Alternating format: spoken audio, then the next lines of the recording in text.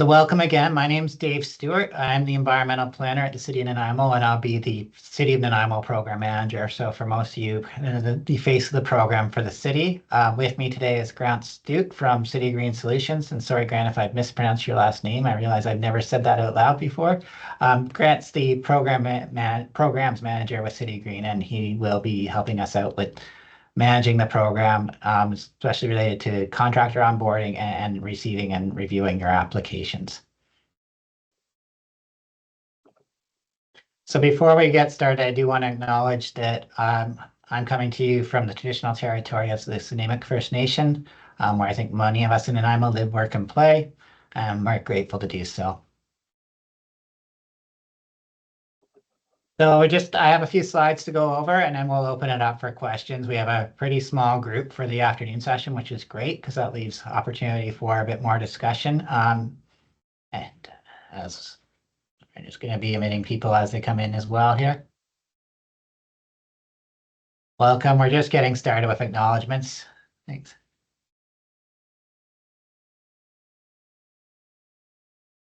Oh, and then just give me a thumbs up to just confirm you can see my slides transitioning. It should say agenda now. Beauty, thanks.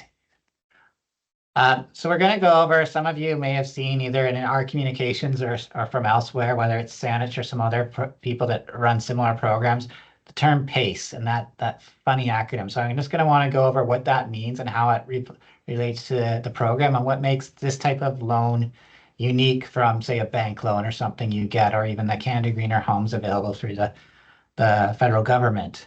Then I want to get into some program highlights. Just really the intent there is to give you one slide. If you can only remember one slide, that's probably the one to remember, as well as to answer maybe some questions on that some of you may have on why the city's doing this and what our program goals are from our side of things. We'll spend a lot of time as well talking about what you can get out of it, but I just through that slide, we'll talk about what the city's objectives are as well. Then we'll get into eligible retrofits. So what types of upgrades or changes? And I'm just curious, maybe I'll put a poll out later for you. I'm going to use the term retrofit a lot. For those of you that aren't familiar with that term, it essentially just means a home improvement related to energy efficiency or emissions or related to your home. I'll also talk about who's eligible in terms of applications. So who in the city can apply for the program. Some criteria that we have related to the program. We'll get into scoring criteria, and what that essentially is we do have limited funding for the program, so we will be evaluating the applications. If the chance that we have more applications than we have funding available, we will apply scoring to evaluate who will be prioritized for loans. So it won't be based on a first come, first serve basis. It'll be based on your application. And we'll get into that process on the final slide here. In terms of what is PACE, so it's an acronym and it stands for Property Assessed Clean Energy. And really what that is it's intended to support home improvements that reduce GHG emissions, so reduce emissions and improve the home energy efficiency. What's different about a PACE loan versus like a bank loan is the loan is tied to the property, not the person. That means the loan will stay with the house. Even when you sell the house, it's something that the new owner would inherit that loan and you would be done with that loan. It won't follow you like a bank loan. It is paid through your property taxes, or sort of in conjunction with your property taxes. Another advantage is no personal credit check is required, although we will be checking the tax standing and utility bill standing of your property. So it's really about your property, not about yourself. One thing that's unique just in our province here in British Columbia about it, and it's more of a process that Grant and I have to worry about more than the rest of you, but just so you know in terms of timing, is applications are required to petition council for what's called a local area service for your property, which is then approved by bylaw. So we'll get into that a little bit more in terms of process, but that's just something for you to be aware of. Shoot those through. So like I said, this is the key slide here in terms of highlights of what the program's all about. So the big news, and probably the reason all of you are here, I'm sure, is we're offering zero interest financing, and that's for heat pumps, solar panels, batteries, and energy efficiency repairs. The maximum loan amount is $15,000, and that will be, like I mentioned, payable through your property taxes over 10 years. No fees if you decide to pay the loan off early and want to be rid of that debt. Absolutely, you can, and we encourage you to do so. The other piece is loans will be paid directly to the contractors by City Green. So with the exception of the cost that you need for your EnerGuide audit, which we'll get into in a little bit, there's no upfront cost really at all. We're launching this program, so there'll be an application period starting on April 1st, going to mid-May. And I mentioned it is a pilot program. We do have limited about $500,000 in capital. Most of that is through a grant from, I should acknowledge, from the Federation of Canadian Municipalities. So we're very grateful to receive that. That means real no impact on our tax base or tax dollars being used to support this program. Which leads to, why is the city doing this? So I'll just go over this just for your own interest as well as it relates to some of the scoring and what we're trying to prioritize for the applications we see. So our primary goal is, again, to reduce emissions, to reduce GHG emissions from buildings. Our council has declared a climate emergency and has adopted a policy where we're looking to get to net zero emissions by 2050. One of the ways to do that, and one of the more significant ways, is to reduce emissions in existing buildings. They can count for, in 2017, 31% of our GHG emissions. That number has actually gone slightly up, but the 2017 one is the one we report in our city plan. So again, our three objectives, one is to reduce GHG emissions. The largest source of greenhouse gas emissions in buildings is from fossil fuels, so natural gas, oil, or propane, largely from residential buildings. We also want to improve equity and access and affordability. We know energy costs, like all costs, are going up pretty dramatically, so we want to reduce those costs. And one of the ways to do that is to improve the energy efficiency in your home. So that's a tighter building envelope, switching out from more expensive fuel sources like oil or propane to a more efficient energy source like a heat pump. We also want to prepare residents for a changing climate. So we do know climate change is happening. Our city plan acknowledges that. And we know it's going to have some impacts. I think the more obvious one related to your home and heating is, as probably a lot of you have noticed, our summers are getting hotter and they're getting drier. Those hotter summers are leading to a need for air conditioning for a lot of folks. In fact, the new building code requires air conditioning, or essentially air conditioning. So through that, a heat pump provides both cooling in the summer and heating in the winter. So that's one option. We're also noticing a lot more storm events. So having a tighter building envelope will help your home stay warmer during those storm events, stay drier, obviously, as well as in the odd event of a power outage. Having a tighter building envelope, again, will retain that heat more. Having solar panels with batteries will help you have some basic electricity during those storm events. Which gets me into the eligible retrofits.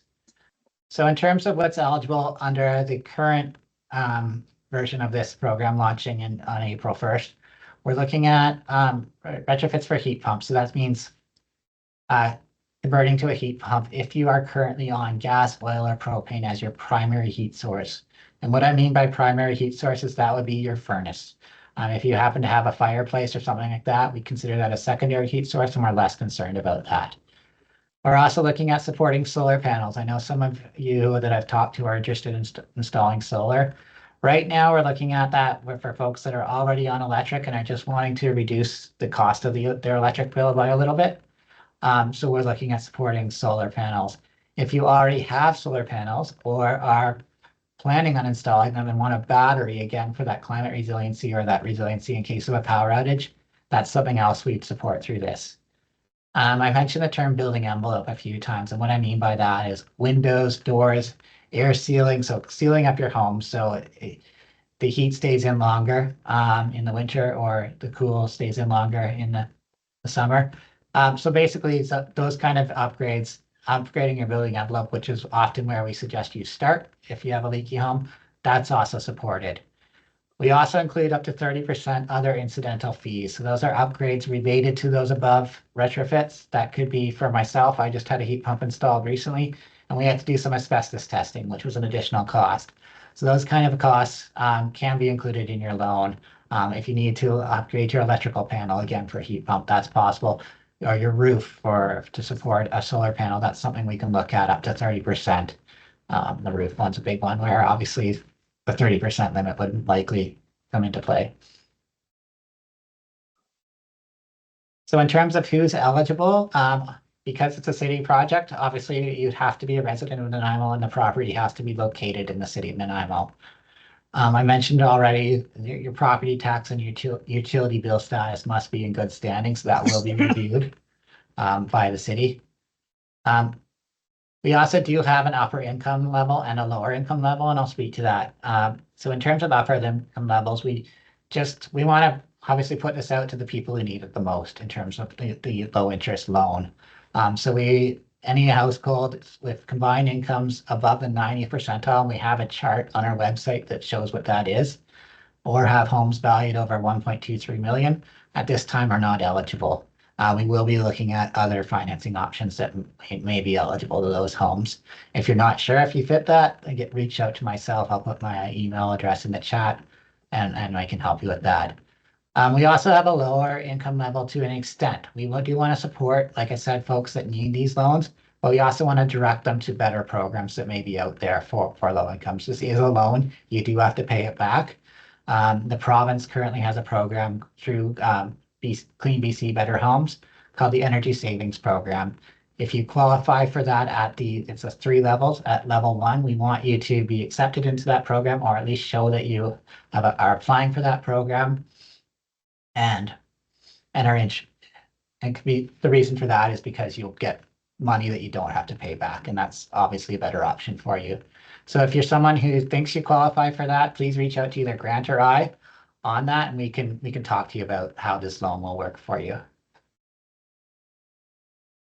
terms of eligible home types, we're looking at low density residential essentially. So that includes single family homes, which many of us live in, duplexes, side-by-side townhouses or row homes, manufactured homes on a permanent foundation, but not within a manufactured home park. We have spent a lot of time and energy trying to support folks in manufactured home parks, and we will continue to, just based on the nature of PACE being tied to your property tax bill. It wasn't possible at that time. It is something we are looking into, and we are supporting other programs for manufactured home parks. So if you live in one or know someone who does that needs that support, again, reach out to me, and I'm very curious, and we have a couple other programs I can talk to you about. Similar with triplex, quadruplex. In this case, we could support it, but it would be something where you'd reach out to either myself or City Green or Grant, and we could talk to you about that on a case-by-case basis. In terms of the program criteria, so we do want you to join our free Home Energy Navigator program, and that's run by City Green Solutions. And essentially, the intent of that program is to provide free support, non-financial support to you, including helping you identify what rebate opportunities and grant opportunities elsewhere out there. Like I said, there may be something that's better suited to you, and we want you to direct you to those programs. We also want you to understand what energy improvements fit your home best. And so the staff at City Green will help you through the Home Energy Navigator program, have a conversation about what will work best for you in your home. If you decide to go through the process, they'll also help you find that contractor, understand the quotes that you get from the contractor, identify the value that you're getting out of that, and basically help you through the process from, I think I know how to do something to my home, all the way to, we have a retrofit in our home, how does it work?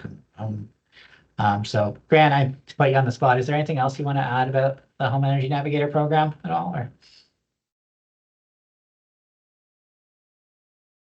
Yeah, I think you hit the nail on the head there. Yeah, we can just with the help of the Home Energy Navigator, we can basically it starts with a free consult with an energy expert so that they can talk to you about your plans and make sure that the plans that you have for your home are the best plans to solve the issues or achieve the goals that you're looking at with your home. And then going forward, as David said, there's ongoing support throughout your journey when it comes to contractor quote reviews to make sure that you understand all the information is being provided, reviews of your EnerGuide documentation, and helping you organize and make sure your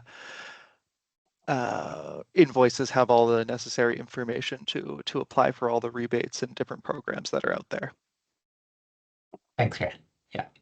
So again, I think the value of that program is again to help support your loan application and make sure that it's you're directed, it's the right route for you and you're applying your money in a way that makes sense for you as well. We'll require an EnerGuide evaluation. So that's a process where an energy advisor will go into your home. Um, they will have a look at your home and identify essentially where your home is leaking, where the air is escaping your home, identify where you can make, again, the best improvements for your home. There is a cost to that. We do currently have a rebate of $150 for that. For those that need more support, that's something we are looking at establishing some financial support for approved participants. And again, reach out to either myself or Grant if you have questions related to that.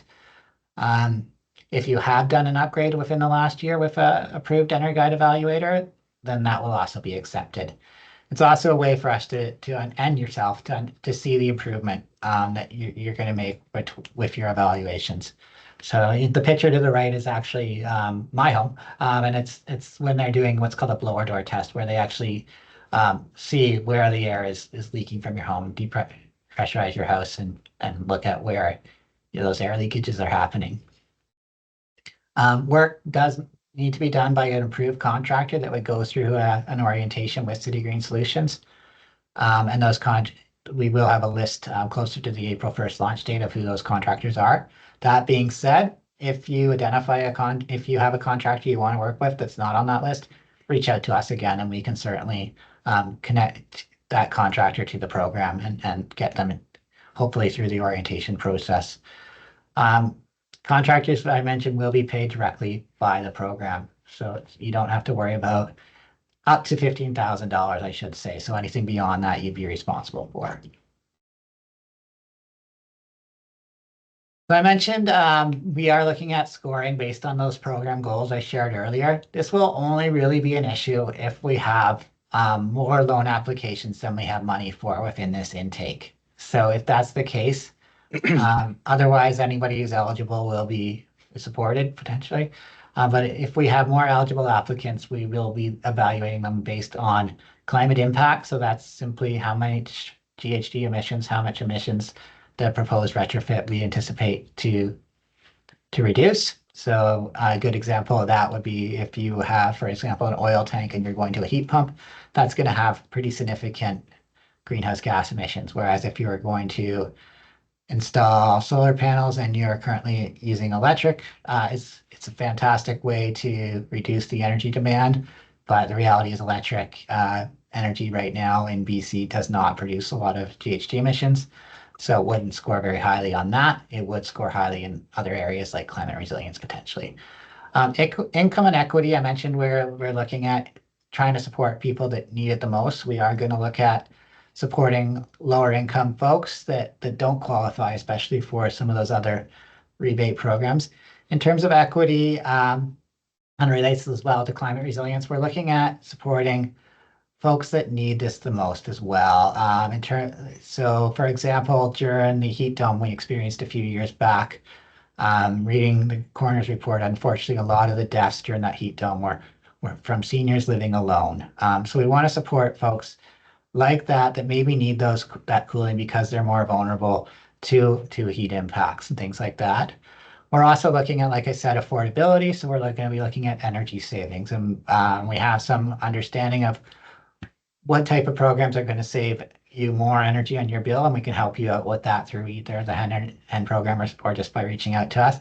And those type of retrofits will be prioritized. And finally, like I mentioned, climate resiliency. So things that really are going to help you prepare for climate change. So again, an example of that is again a heat pump or backup batteries if you're looking at storm impacts on solar panels. So now we'll finish off with my final slide here and we'll open it up to questions, and yeah, have plenty of time to get you out of here before 1.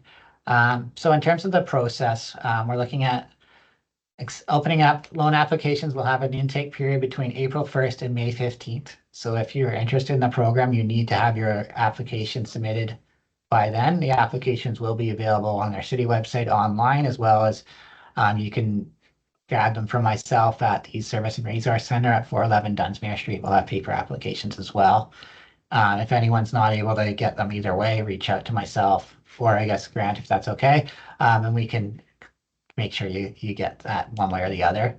Um, at that point, we'll notify you that we received the application. We will review it. Following the May 15th, we'll notify you if you've been accepted into the program. Through that process, we will also be, again, evaluating, prior to notifying you, sorry, we'll be evaluating your scoring. We'll also be looking at your tax standing and utility bill status. If you are invited to the program, again, just because of how we are in BC, we have to ask you to sign something called a petition. And that's asking you to create what's called a local service area for your property. And this is honestly just a bureaucratic step that we're required to do in British Columbia, but it's what's necessary to get the loan approved. That does go to council. We'll be looking at going to council in July for those bylaws. And then following that, we will have you do some pre-application criteria. So that's getting that energy value assessment. This is the time now to start talking to the contractors and getting those quotes. You don't have to have your quote lined up before you apply. It's maybe a good idea to have some general idea of what that cost is and what you want to do, but you're really not required to have any formal quotes until this step. Following that, we'll have you sign a financing agreement for the amount of money that you want to have loan. And we'll go through a process where you can begin the retrofits and contact that. You have about 10 months to complete those upgrades once you're accepted into the program. If you have any challenges with that, reach out to us, but we think 10 months should be sufficient. And then once that's done, we will pay the contractor directly, and you have 10 years to pay that back through your property tax. Again, payback, you certainly welcome to pay that earlier than you like. So that's essentially it. I'm going to leave it on that slide. If anyone has any questions, myself and Grant are available to answer them. Please just either speak up or put up your hand. I see, Veronica, you've turned, yeah, go ahead. So what if my taxes are deferred? Yeah, excellent question. So we do accept deferred taxes as fine. So you would have to pay the loan amount. But your tax deferral will remain. I'll send you some more information. I have your email address on that in writing, but that's essentially it. Grant, did you want to add anything about how that process works in Saanich in terms of who will be? Yeah, sure. Essentially, what David said, if you're deferring your taxes, you're definitely able to continue deferring what you're currently deferring. You just need to note that the loan financing payments are non-deferrable, so you would still be at the time that you would normally be paying your taxes. You'd need to pay those financing payments. You just wouldn't have. You could still defer everything else. Cool. And hi, Grant. Hi. And then are we still eligible for rebates, or you want us applying through the green energy program, get our rebates first and then see? Not exactly, because we understand the timing won't necessarily work for that. Most rebates you're only eligible until you've completed the retrofit.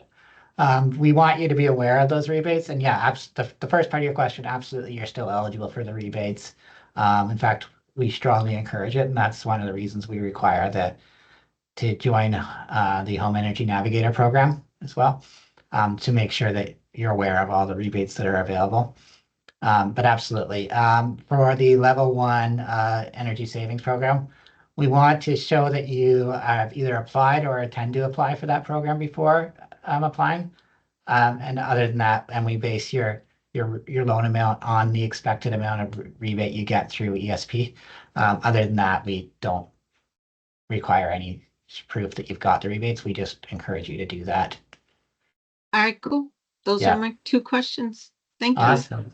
I just elaborate a bit on that. Just when it comes to the energy savings programs, because we do know those programs also pay contractors directly. So we will try our best to take into account the amount that you're going to probably be getting for the rebates that you're also trying to get the the loans for, and make sure that we're providing the loans for any remaining amounts, so that you're maximizing the amount of money that you don't have to pay back, and minimizing the amount of financing that you will have to pay back. Cool. And it was put in the chat, but I'll just ask it as well. Are we also, if we've applied for the Canada Green Homes loan, should we not, so I'm just starting this process. Should we do one or the other? How? I don't know.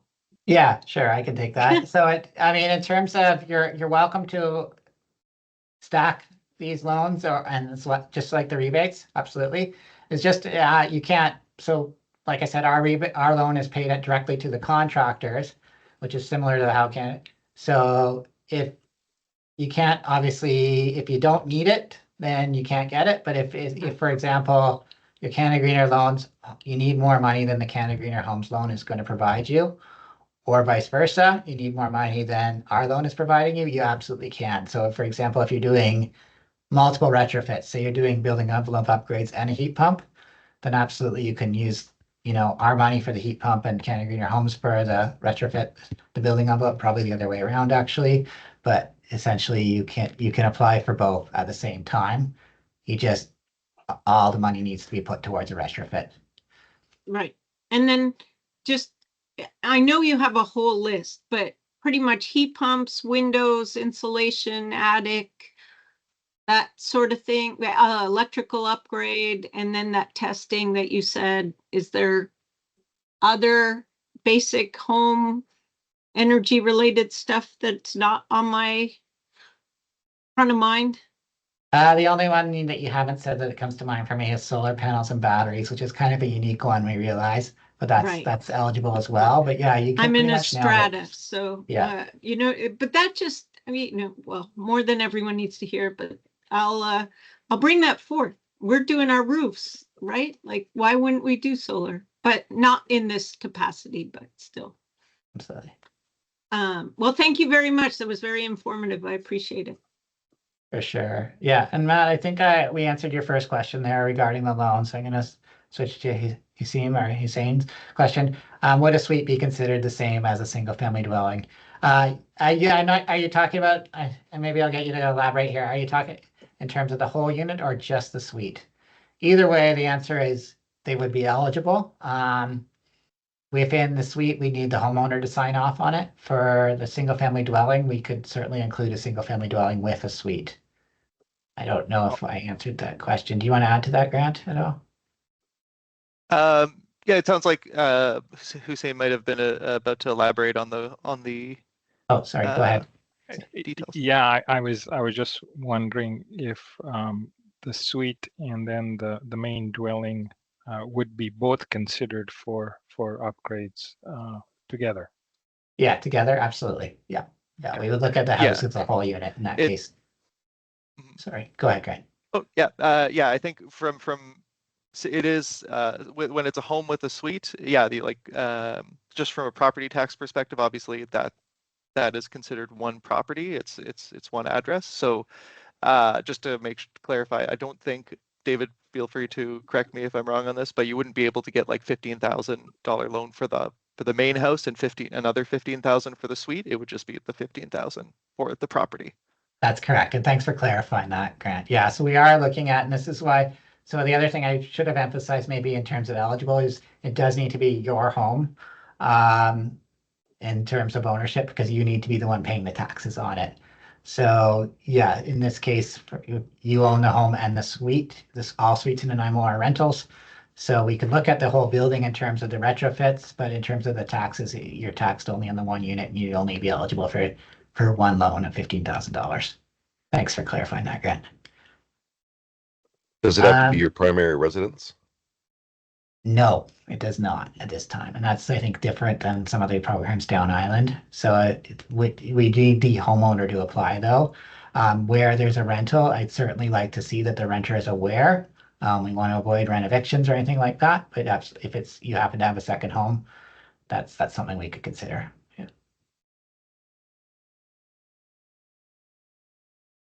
And I'm just going to jump down the list a little bit to answer Holly's question. So the presentation is being recorded if you came in late.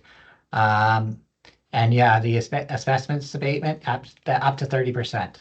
So we do cover up to 30% of anything that's non-energy directly related to energy, but is related to your retrofit. So if you need to deal with asbestos, for example, for a heat pump install, we'll cover up to 30% of that cost.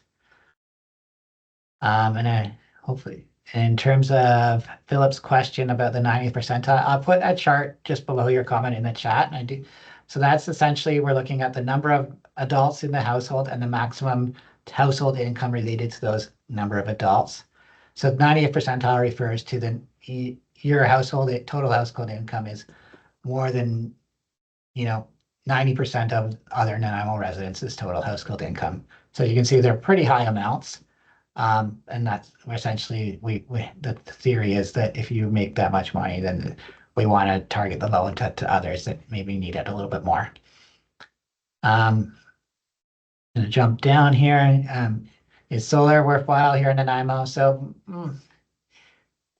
I'm personally not an expert. Grant, you may want to weigh in on this one as well. In terms of what I tell people usually is talk to the solar panel installers. They can do modeling on your home that will show what your cost savings will be. In most cases, it's pretty significant, but it really depends on your home, your roof, if you're south facing or north facing or whatever, and what your current energy bills are. And so in most cases, yes, and I can point you to some general studies, but your best bet is to look at that at a case-by-case basis. Okay. Yeah, I agree with you there, David. It's the effectiveness of solar does like rely on a bunch of different factors, including your exposure, the angles of your roof, and there's some specific technologies or specific softwares that the contractors use to determine how much power you're actually likely to get from a solar panel or a solar setup, compare like for your specific area. Generally, it's a combination of a few different ones, but one of the ones is Red Screen, which was developed by Natural Resources Canada. Thanks, Grant. I see Philip has his hand up here as well, so I'll throw it to Philip before I go to the other question in the chat. Sure, I have two questions. So the first would be, you mentioned that kind of a pre-energy assessment of your house to see where money could be best spent. How do we get started on that process? Do you have any information on that? Yeah, absolutely. So I'll answer that question. So we do have a list of approved energy advisors on our website, as well as if you go to, I think it's, Grant will correct me if I'm wrong here, I think is it the Clean BC website, I think has a list of energy advisors in our community. Better Homes. betterhomesbc.ca/EA. Perfect, thanks. I'll put that. Do you want to mind putting that in the chat? Yeah. Thanks.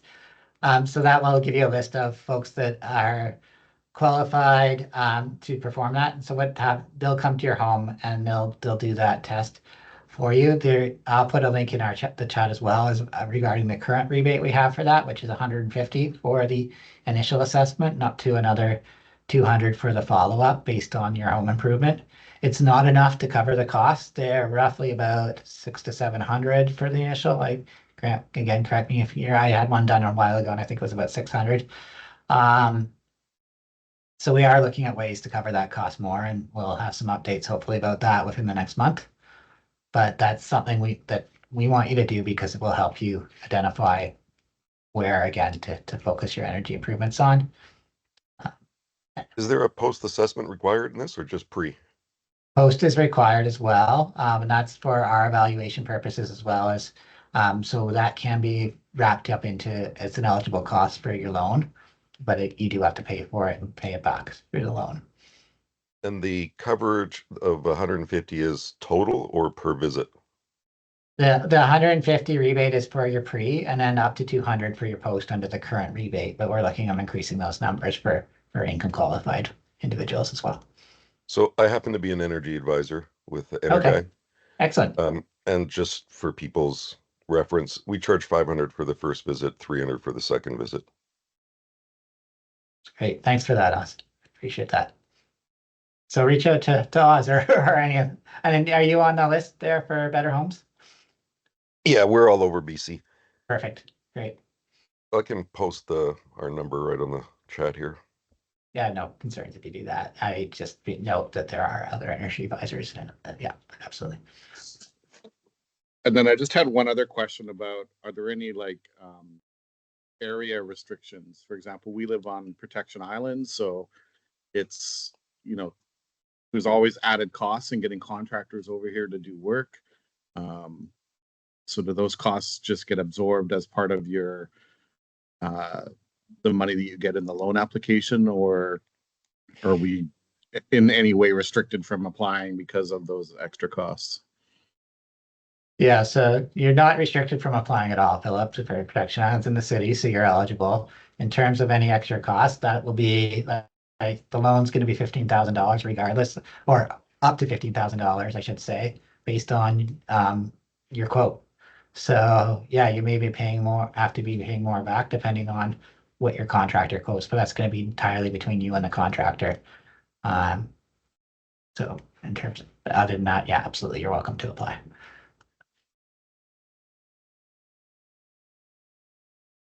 I did see, well, Holly had a question regarding, and Holly, I may get you to unmic here and explain your question regarding, are there rebates if one's home has the kind of pipes that are considered problematic? And then is it PVC? I'm not quite 100% sure what you mean by that. So Can you hear me? yes. Okay. I had seen in a recent bulletin by a realtor. He was talking about certain pipes that have been installed in homes. They're not like lead pipes or anything, but using a material that is now outdated and not recommended and is problematic. And I'm sorry I can't provide more details about that. I was hoping that bringing it up might trigger someone who would know. There you go, Polly B. It's Poly B, yeah. Yeah. Are there rebates that address that? Grant, do you, I mean, in terms of the, I mean, Um, yeah, I mean, that's more of a plumbing issue. So, I mean, I think the only way that would relate to this program is if, like, for example, an insulation contractor came in, there was flooding, and they said, oh, there needs to be some abatement because the leakage caused mold before we can do more like new insulation kind of thing. Mhm. That's the kind of situation where that would relate to this program. I might recommend, and it's generally not like an energy efficiency issue per se. So I might recommend checking out BC Housing if they might have more that style of program for like assistance. Generally, those types of programs are more geared to income programs, but they may exist. But again, that's kind of outside of our wheelhouse energy efficiency wise. Thanks for Okay. that. I do know we have somebody who's, I think, typing here. I want to, I don't want to out him, but it's somebody who's a building inspector here we may have some answers there, Matt. So thanks. Any other questions? I don't see any more in the chat here.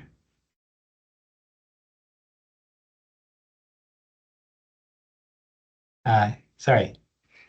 Is it Hussein? Yeah, that's correct. Yeah. Thanks. Yeah, perfect. So just on the incidental costs, I think you said something about solar and roofing. So if you were looking at solar and your roof needed a replacement, would that qualify as an incidental? Yeah, this is something Grant and I talked about just recently, actually. So, yeah, we do understand that there's potentially some roofing upgrades that may be required for solar panels. So that's going to be depending, more likely, probably far more than your 15,000 or 30% is a 15,000, but we will cover up to 30%, which I think that answers, I think that might have been Matt's question as well in terms of the cap. So up to for non-energy related upgrades, which roofing would be considered, but something that's necessary to support your energy upgrade, like a solar panel, the loan will cover up to 30% of those costs. And the Okay, reason why it's at 30, that's actually something that I mentioned, a lot of this funding comes from the Federation of Canadian Municipalities. That's their requirement as well. So that's our funder requirement. okay. And just to elaborate a little bit for Matt's question, because I think it's a bit different. When it comes to like the energy efficiency upgrades themselves, the loan amount can theoretically cover up to 100% of the cost of those energy efficiency upgrades, if needed. Yeah, it's just those like auxiliary incidental upgrades that are required Yeah. for that have the cap. Thanks, Ken. Yeah. Yep. Debbie, you have your hand up? I'm wondering about a condo apartment owned, by a single senior woman. If it has something like an old inefficient baseboard running underneath of an older inefficient sliding glass door, would something like moving that baseboard over to the side and having a newer, more efficient electric heat source and then a more efficient sliding glass door placed on the ground instead of over top of an electric baseboard? Would something like that be covered? Yeah, I would encourage maybe, Grant, do you want to speak to, I think there's two questions in terms of what would be covered, and there's also, I think, maybe an implicit question on what you're thinking of doing here.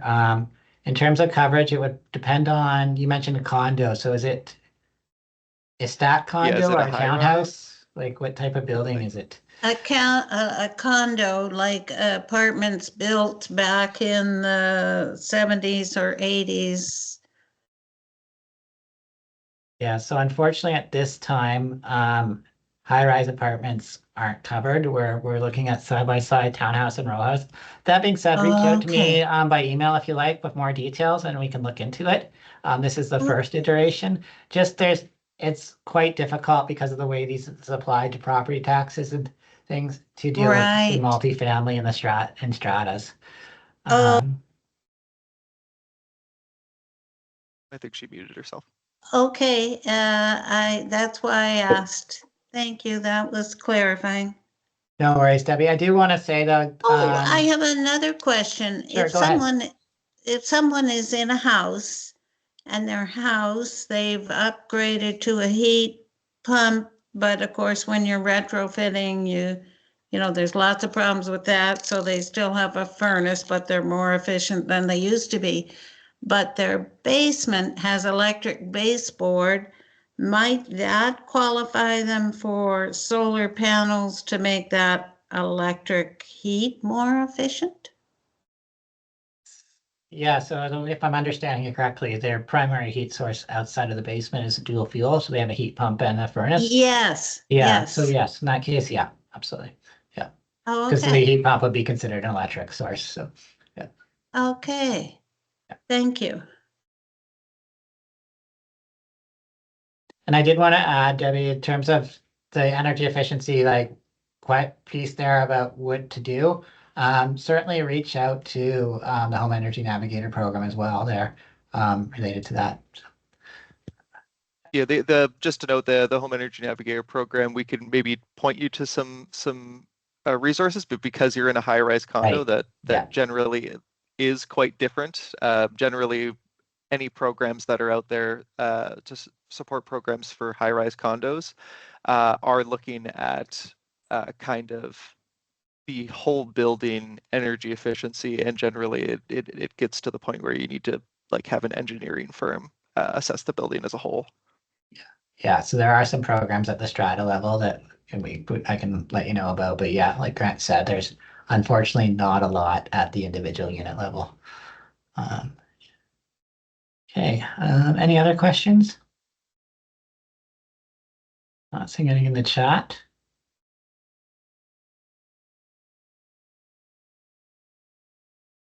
Not, I maybe just conclude with, so like I mentioned, we're looking at an April 1st launch for this, if anyone is interested. I'll leave my email address in the chat, so feel free to reach out to me.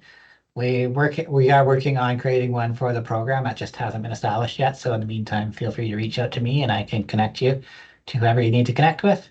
I also do have, I think, all of your emails. So unless I hear otherwise, I will include you on our mailing list and provide some updates. So for example, as we get closer to April 1st, we'll remind you of the launch and let you know what materials are up and added to the website. On that note, yes, Oz, we will be adding the recording to the website probably next week. And I will send out an email to the mailing list, letting them know where to find that recording. I don't know if it'll be this one or the fifth, or if we'll post both. Probably both, just depending on, I anticipate different questions. But we'll see how that goes and what kind of questions we get on during the evening.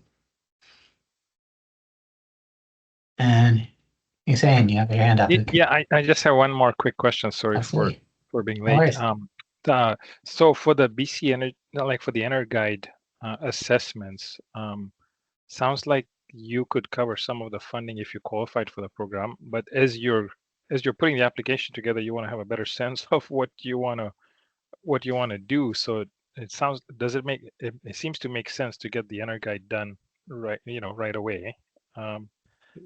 Is that something you would suggest or recommend? Well, I'll maybe take this, David. It's just that's part of the reason that this program is kind of being offered in tandem with the Home Energy Navigator program. With the Home Energy Navigator program, you do get a free virtual consult with an energy expert. So you do get a chance to chat with them about what issues you're experiencing in your home, what goals you have for your home, and what things you might be considering, and then they can help you create that initial plan on what might be the things that you want to pursue and put into your app, and kind of put into that application. And then once you've been approved, then you can look at doing the EnerGuide evaluations, because we do need to kind of get people approved before we provide any of that support for the EnerGuide discounts and whatnot, however those might look.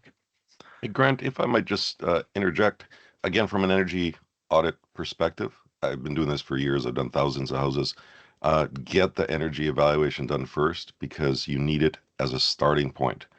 Most of these grant programs, as well as the loans on the federal level, you will not qualify if you do the renovation before the assessment. So it's really important to do it first. I'm not suggesting that they do any upgrades before they do the EnerGuide evaluation. It's just that can help them understand what they're putting onto their application forms and whatnot for the program. Yeah, I'm not suggesting that you will need to have a pre-evaluation, EnerGuide evaluation, as David said, before you actually install anything and before we're able to give you your financing agreement. You learn a lot about your house in these assessments. They're pretty cool. I agree. You do. Yeah, absolutely. Holly, just gonna answer your question there in the chat. So unfortunately, we can only go back a year in terms of completed energy evaluation. So if it was done before April 1st, 2024, you'd have to have a revised EnerGuide evaluation. The reason for that is we don't know what was done to your home. In your case, it's relatively recent, but in the 4 years since. So for that reason, reach out to us and we can have a closer look at it. If you can email me later with your EnerGuide evaluation. But the program rules state that it should be within the last year. I don't know, Grant, if we could talk about maybe offline about that one a little bit, but we can chat about it a bit. Yeah. Yeah. Okay, thank you. No worries.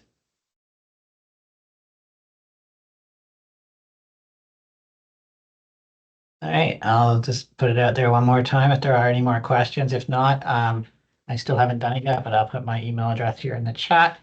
You can reach out to me directly. Oh, I have one other thought. Please, Where Michelle. was my? Oh, I'm still, my mic is turned on. Oh, shoot, I've forgotten it again. I'm looking at all my notes. Sorry. No worries, Debbie. I'm available by email. I'll put my phone number in there as well if you prefer that. But yeah, if it comes to you, just give me a shout or an email and we can You chat about know, it. If I don't know the answer, I'll find it for you. Yeah. Okay, I see that. Now, I'm familiar with Zoom, but not with this Microsoft thing, and I am not seeing where the chats go. Where Okay. are the chats on the screen? Is that things I see on the side or? Probably. If you see david.stewart@nanaimo.ca. I don't see it. I don't see that. Take control, pop up, chat. Oh, maybe, okay, I found it. Thank you. Perfect. No worries. Yeah, I can also email you too. I have your email address and I think you have mine as well. If you've registered for this, you should have at least a sustainability email and you can reach me that way too. Yeah. So that's just sustainability@nanaimo.ca also works to get me. Yeah. All right, cool. Thank you, everyone. Thank you so much. Really appreciate Thanks all it. for And coming. again, yeah, feel free to reach out if you have any more questions between now and certainly April, but even beyond as well. Yeah, absolutely. Thank you. Great. Thanks. Thank you so much. It was very Cheers. useful. I Yeah. appreciate your time. Thank you. Yeah. Thanks. And I'll just get you to stay on